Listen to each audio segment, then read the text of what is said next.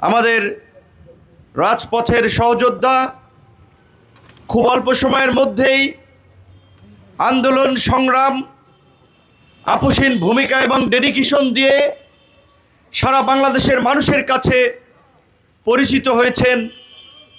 আমাদের প্রিয় ভাই উসমান হাদীর জানাজা অনুষ্ঠিত হবে। প্রকৃত অর্থে শুধু আমরা নয়, গোটা দেশের মানুষ হাদীর মৃত্যুর ঘটনা শোনার পর থেকে বাকরুদ্ধ হয়ে গেছে, স্তব্ধ হয়ে গেছে। কি বলবে, কার কাছে বিচার চাইবে, এর ভাষা খুঁজে আমরা পাচ্ছি না। এবং এই উসমান হাদীর কথা বলতে গিয়ে আমরা দেখি আমাদের সাথে ঘটে যাওয়া ঘটনাগুলো একই সূত্রে গাঁথা।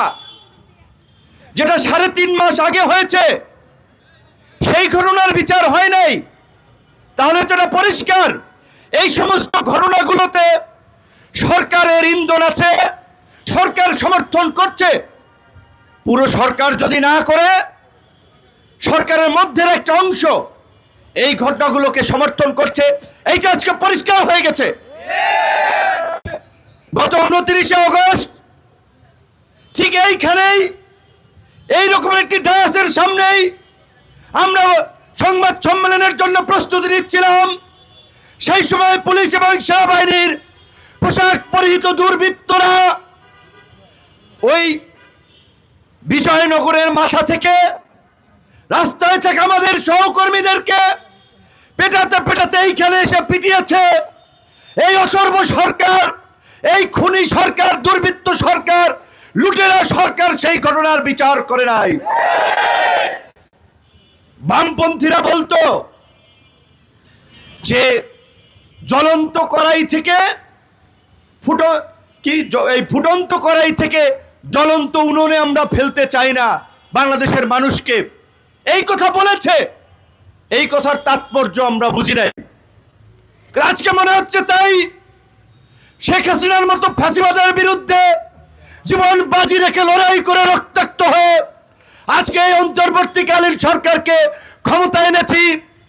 এই সরকারে যারা আছেন তারা তাদের বন্ধু বান্ধব সিন্ডিকেটকে ক্ষমতায়িত করেছেন, বিভিন্ন প্রতিষ্ঠানের দায়িত্ব দিয়েছেন, সুযোগ সুবিধা দিয়েছেন, আর আমাদের মতো বিপ্লবীদেরকে, লড়াকু তরুণদেরকে মৃত্যুর মুখে ঠেলে দিয়েছেন।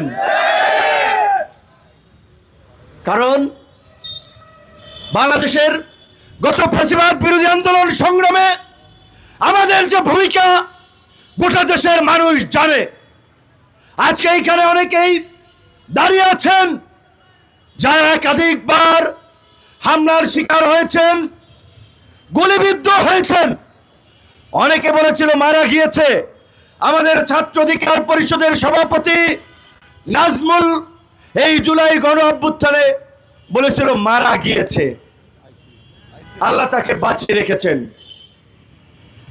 এই জুলাই গণ অভ্যুত্থান 28 অক্টোবর আমাদের শ্রমিক নেতা রুবেল জীবন চোখ হারিয়েছেন, আব্দুর রহমান ভাই গুলিবিদ্ধ হয়েছেন, 11 জন এই গণ অভ্যুত্থানে শহীদ হয়েছেন।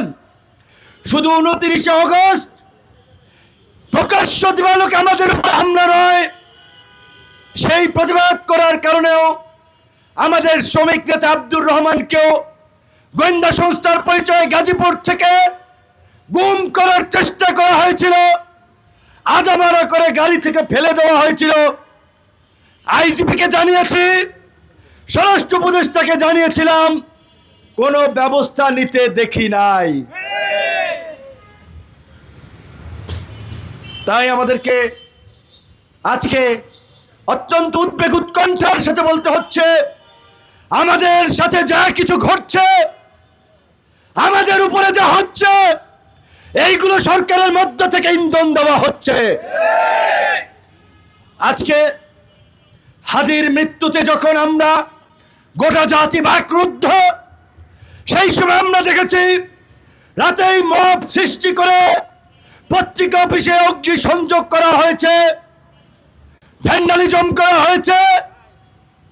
সিনিয়র সাংবাদিক নুরুল কবিরের মতো ব্যক্তিত্ব শেখ হাসিনাও যার গায়ে হাত দেওয়ার দুঃসাহস দেখায় নাই। এই দুর্বৃত্তরা নুরুল কবিরকে হেনস্থা করেছে, আপনারা দেখেছেন। কেন করেছে?